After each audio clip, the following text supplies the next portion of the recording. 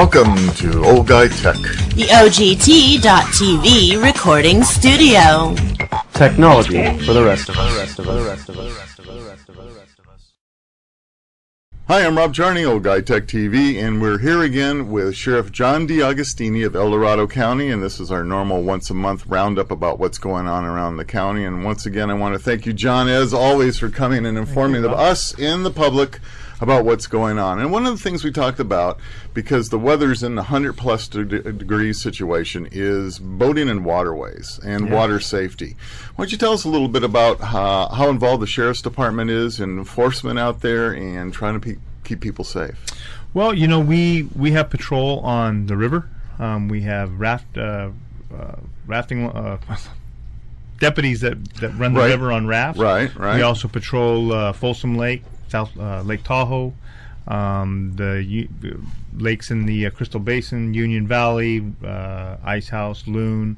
There's a lot of lakes. A lot of lakes. We also patrol on Sly Park. Right. So we're very busy. The funding for boating and waterways comes from the licensing on the boats. When people buy the registration for their boats, that portion of that goes to enforcement. Okay. So, you know, the guys, they try to take the aspect of more education than enforcement. They try and provide as much education as they can. Right. But you're right. With the increased temperatures, the heat wave that we're having right now, you know, a lot of people are flocking to the rivers and to the lakes for recreation, and that's a good thing. Right.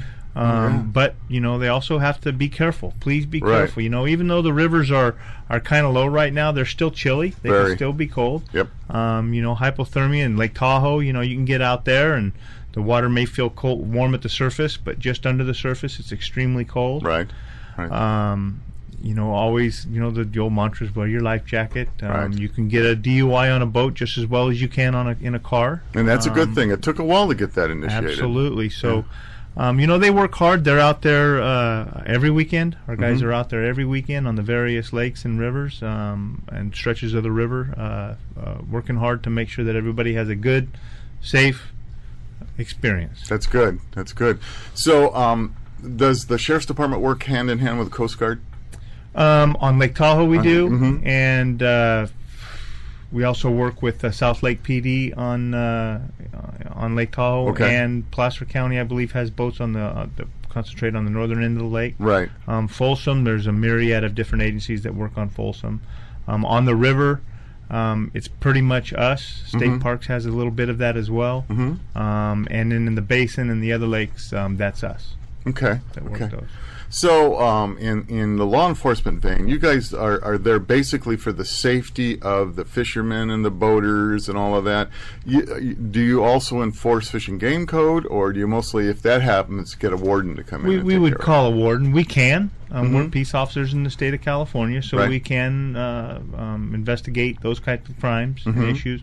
But typically, we'll call in the experts on those issues. That sounds good. And your time frame on your guys, so it's mostly the weekends? Yes, sir. Okay, it's mostly the weekends. You know, that would be a neat field trip. Maybe we could do a great job. You know, it'd be fun. We have a few deputies that are assigned in the summer months to work Department of Boating and Waterways contract, or not a contract, but services. But most of our seasonal deputies are retired annuitants. Right. You know, recently, one of the most recent is Lieutenant Les Lovell from South Lake Tahoe. Yeah. He came back as an extra help. He had extensive experience working boating, and now he's on the boats in Lake Tahoe on the weekends. I bet he's having a blast. He is, and he's doing a great job. Oh, yeah. And we really appreciate, you know, having that experience and that expertise, and not only understanding the job as the El Dorado County Sheriff performs it, which is, again, more education than enforcement, but also having the administrative knowledge for the budget. Makes sense. On the boating program, the maintenance programs for the vessels. And you got to have somebody in charge of taking care of all that stuff. So so it's good. That's good. That's a good thing. Well, it's nice to see the extra help guys coming up forward and doing that. And like I said, it sounds a blast. Maybe we'll figure out a way of taking a camera out there and watching a little bit. I think it'd be fun. It'd be a fun thing to do, to show people, because you know my goal always is to show the positive side of law enforcement. There's too many people out there showing the negative, and I think it's great when we have our department, our officers out there representing El Dorado County, and they're making sure that the person in the boat is safe, that their child's safe, that they're not indulging in alcohol or whatever it may be and driving crazy, and just so that everybody does have that good time and doesn't have the danger. So I think that's a really good thing. You know, that's a kind of a perfect segue into another program we have, which is the Rubicon Patrol. Yes. Because of the style. Way early in the year, I was approached by DOT about how we provide patrol services to the Rubicon Trail. Yeah. What kind of public safety how do is you up do there. this? Yeah. And there were concerns in the past about how the program was run. The workstation was the sheriff's office, so they would come get the Jeep, and then they'd spend an hour and a half getting up to the trail, and then maybe get on the trail for a couple hours, and then have to turn around and come back. And it just wasn't being run effectively and efficiently. So working with DOT on what exactly they had for a vision of it, looking at what we can do, we ran a selection process for those deputies that were interested in becoming that deputy for the summer months. We found a perfect individual, Deputy Tim Peterson. His workstation is the kiosk at Loon Lake. So that's where he reports to work. Wow. So he's on the trail, and he spends his weekends up there. So he actually camps out on the trail. Another great job. It's working out. Yeah, the best beat. He's got the best beat in the he county. Does. Great. He tells me, he says, Sheriff, if I had every person if every person would give me $5 that said, man, well, you got the best job in the state, he said, I'd be a rich man right now. But you know, the feedback, the program's just been this season so far, through funding. OHV funds that are paid for with green stickers, licensing dollars, and some other money that we're looking at tapping, some restricted funds that we can get our hands on maybe to help support the program. It's no general fund impact right now, and the feedback I've been getting is just fantastic. Oh yeah, it's wonderful to see a deputy up there to help out. Yeah. I mean, I was always worried, being that isolated, how is somebody going to get to me if I get injured in a certain spot? Exactly. And, you know, how are they going to respond? And this is exactly what was needed. Absolutely. And, you know, a perfect example was 2 weeks ago, or a weekend before last, on the Jeepers Jamboree, the big Jamboree. They had an incident on Cadillac Hill. I'm sure everybody's heard about it in the news, where there was a tragic accident on Cadillac Hill. Yeah. Gal, Miss Gray, is still in serious condition. But our deputies, Tim Peterson was in there, as well as the Jeepers Jamboree contracts with the Sheriff's Office for extra safety personnel, extra law enforcement. Okay. And the minute that occurred, you know, my deputies immediately stepped up, started the incident command system, got everything under control, and it just went so smooth. So now, during the Jeepers Jamboree itself, you obviously have a larger enforcement personnel there, as well as maybe multiple agency as well. Yes. Also, and that's a good point, because also on the trail we have U.S. Forest Service. They're there, I think, one day a weekend, and State Parks is up there also. Right. And then like I said, the Jeepers Jamboree, they contract with us for the cost. So it's no cost to the taxpayers. They pay for the whole thing for law enforcement services in Rubicon Springs during Jeepers Jamboree. Right. So it's a great symbiotic relationship, and we were there. We had the resources and the personnel there to deal with it. You know, I got the information Sunday morning, and it was very limited because of the remoteness, like you said. And communication is difficult anyway. At best. So I actually called the undersheriff, and we ended up going up there and flying into Rubicon Springs from Blue Lake with Jamboree's helicopter. And again, I was just so impressed. Our guys had everything so under control. It was a beautiful thing to see how everybody worked together. Right. There was a fire, the resulting fire from the wreck that had the hillside on fire below Cadillac Hill. Working with U.S. Forest Service. And a lot of off-duty or retired firemen that were part of the Jamboree staff that were just kind of, brought into the mix for their expertise and their experience, and it worked out. It was perfect. It was perfect. It truly was. That's a good example of timing and the right people at the right place, and having your your men where they needed to be, Yes. and so that worked out really well. Men and ladies, excuse me, I didn't Yes. mean. Yeah, your officers in the right place. So that's a doggone good thing. I'm really happy with that. And we got a neat rig up there. The Jeep, we have an '07 Wrangler Rubicon that we run up there. Yeah. It's got 37-inch tires on it, 5-inch long arm suspension. They're having a good time with that. I've thing, actually huh? got to drove it in. I drove it in last Friday to Rubicon Springs. Oh wow! Last time I'd been, I went in last year just to Spider Lake, and it had been 25 years since I'd been on that part of the trail. Right. So it had been 26 years since I'd been beyond Spider Lake, and boy, it's more difficult than I remember it. You know, I was talking to one of the guys that used to do the Rubicon all the time, and he said in the olden days, the guys would bring in truckloads of gravel for certain areas to help those, and that hasn't happened in quite a long time. So I do understand that a lot of those areas are a lot more difficult. Well, than it used to actually, be. right now, believe it or not, the county's real close to having an easement now on the Rubicon Trail. It will actually be a county easement. And the county has, along with Friends of the Rubicon and the Rubicon Trail Foundation, have invested a lot of time and resources and efforts into maintaining that trail to make sure that we don't get it closed like the environmentalists want to close all the other roads. Right. And there's been a lot of work done as far as riprap in the stream beds to reduce erosion, to reduce sediment transportation. Right. Right. And it's Trying to reduce that footprint. Absolutely, they've done a wonderful job. And it's last year, I had the opportunity when I flew in. I went into Rubicon Springs during the Jamboree, but I flew in. I went to Loon Lake, Right. got in a helicopter there, the Jamboree's helicopter, and flew into Rubicon Springs. And the pilot was kind enough to kind of take me up and fly me around a little bit on the way in.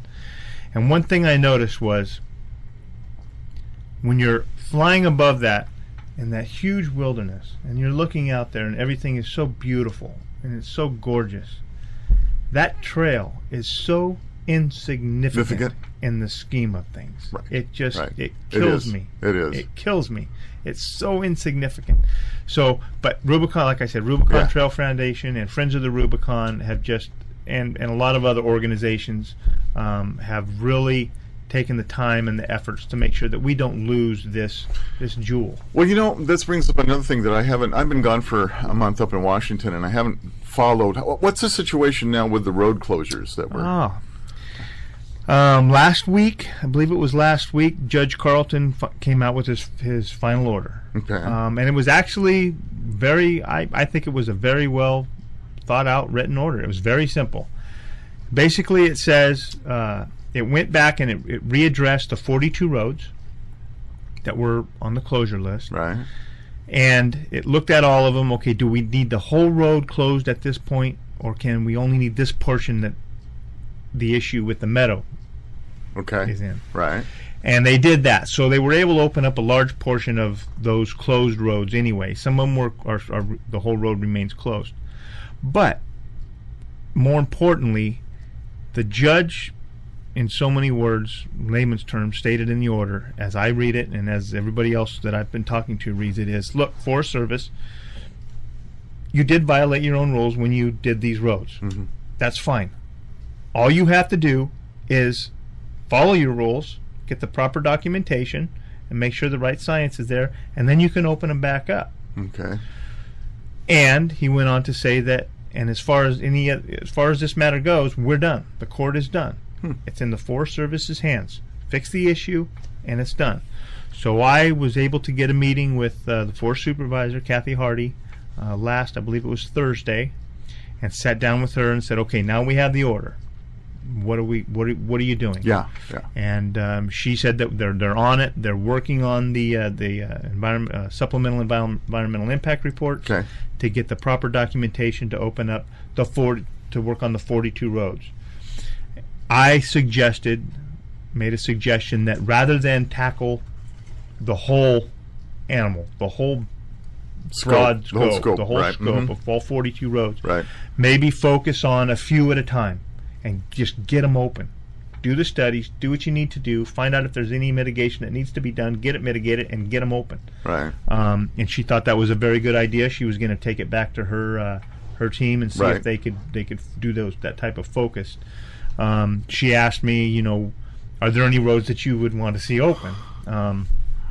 Since the 42 road closures, the impacts. One of the things that I said was going to happen is we're going to see an increased impact on the Rubicon Trail, Right. and that was my worry, that now they would look at the Rubicon Trail and say, wait a minute, the studies that were done on that didn't have this level of impact Right. because of the redirection of RV users from these, or OHV users from these closed roads. We haven't really seen that much of an impact on the Rubicon. Now, from what I understand, the Fordyce Trail in Placer County is getting an extreme amount of traffic on it. So Okay. maybe they're going to focus over there, which won't be good. Right.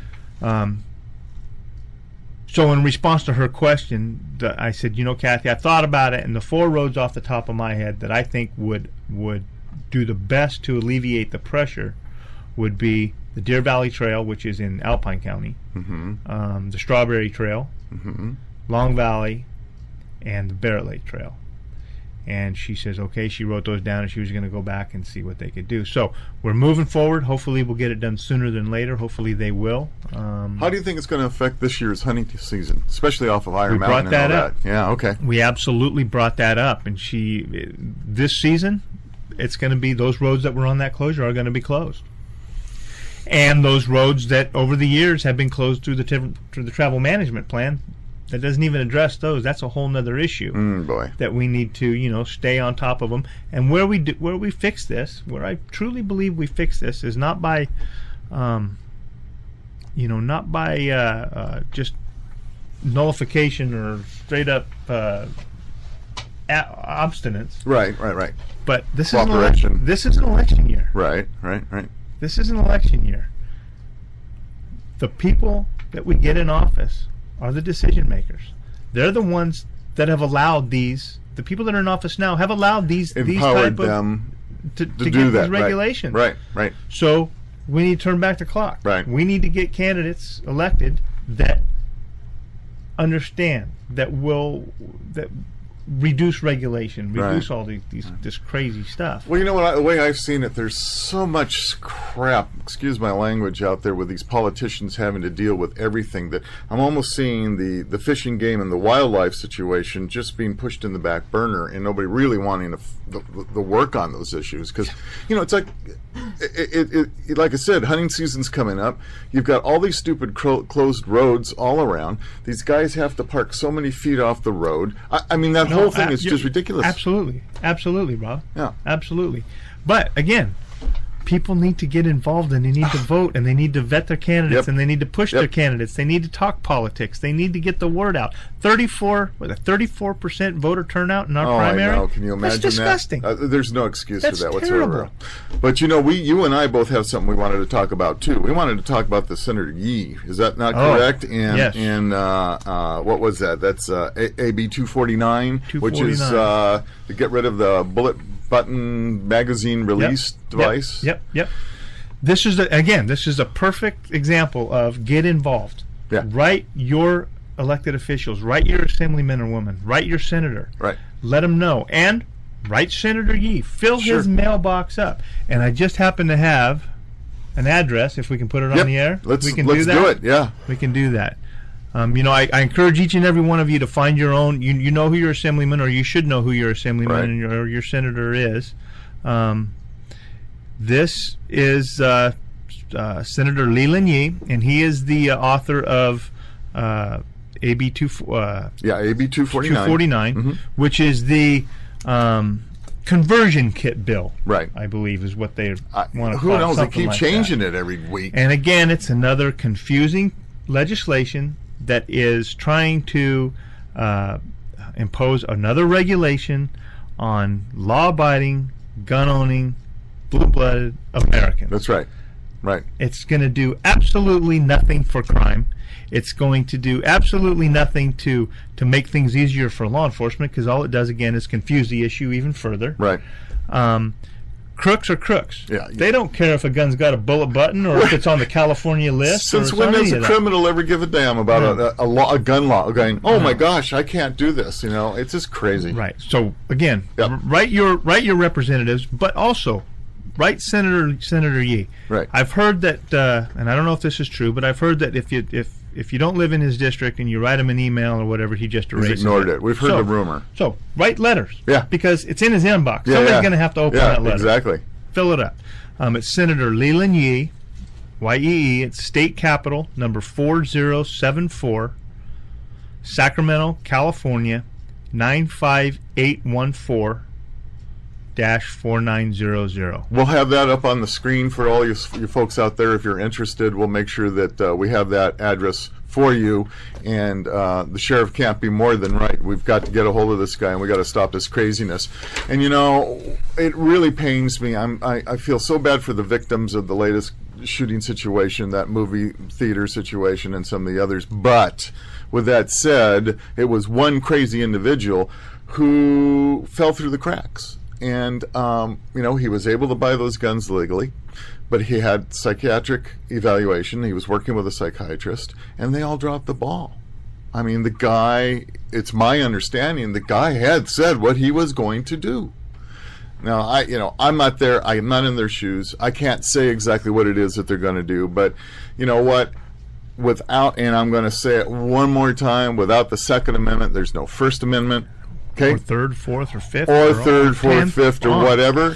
And, you know, there is so much out there that when you look at our founding fathers, the statements they made about how passionate they felt about owning guns and being able to have guns, because we want the government to fear the people, not the people to fear the government. Absolutely. Absolutely. Yeah, and it's so important that, you know, that all our audience, that we get involved with this. And again, I feel sorry for those poor people. I do too. But you know what? How many lives, what you don't hear is every day, every single day, there is somebody who is being saved by a private citizen owning a firearm. Every day. Do you hear that on the news? I know I sure don't. Do you hear it on the news? No. You know, it doesn't happen. We have to read it in the Armed Citizen and the NRA American Rifle magazine. That's right. Magazine. You got to do it. That's where we find out about that. It's really something. But you know, this is so important. You know, this little numbskull here, this Yee guy. He doesn't understand anything about firearms, never been involved with firearms, saw a small little 2-minute portion of an indoor range situation with a guy changing magazines with the legal button, and all of a sudden he thinks it's the worst thing in the world and he's become an expert. You know, it just gets so frustrating. What's wrong with government? That's what's wrong with the whole system right now. The whole thing is just one crazy. size fits all things with the nanny state laws that we have and the regulations that we have. But again, and I preach it over and over, and everybody's going to get tired of hearing me saying it. You're going to probably tell me, John, no. we get it. Everybody gets it. You don't have to keep reminding people, but get involved and vote. Tell at the grocery stores, at the barbershops, at the beauty shops, at the gas pumps. Talk about it. You got to vote. You got to vote. And you're right. And you know what? You look at the demographics, and again, and it's a shame, but you've got the young kids that are just turning 18, 19, 20 years old. They're actually voting. 21 to their mid-30s and into 40s, they're not. And it's really a weird thing when you start looking at the numbers. And then again, it steps into the 40s, and then they get involved again. And what happens is that so many of these younger people feel my vote doesn't count for anything. They don't understand how important each individual vote is. We had, what was it, the last, not this primary, but the last election, Todd White on the school board. Yes. Didn't he win by 9 votes? 9 votes? 9 votes. 9 votes or something? Yeah. I'll go even better. One. In Pottsville City Council, and this must be going about 15 years back, there was a guy by the name of Trent Saxton who was running for council. He won city council by 1 vote. That's how important 1 vote is. It's unbelievable. Absolutely. So it happens all the time. Yes. So. Yes. But anyway, so I think we got some great information out of there. I'm glad to hear about the waterway situation and law enforcement out there. I'm excited about the Rubicon trail situation. That's really neat. And I think you guys have got some great things going. And I really appreciate you, of course, coming here and seeing us every month. And we're going to keep going this and getting the public excited about it. You know, it's because of you. watching us that you can learn things. And you know what? Emails us some questions. John and I will be glad to answer anything that you ask. If there's a questions you want to know, we'll be able to answer it. At least we'll give it our best shot, won't we, John? And so we'll do what we can. But anyway, I want to say, hey, thanks again to the Sheriff John DeAugustini, the El Dorado County Sheriff's Department, and everybody else involved with keeping us safe. This is Rob Charney for Old Guy Tech TV. We'll see you soon. This episode of Old Guy Tech TV is brought to you by Ward's Automotive, specializing in Banks Power and Pack Brake, servicing your car or truck and specializing in diesel engines. Over 30 years of service, located in Diamond Springs, California. Give them a call at 530-626-5588.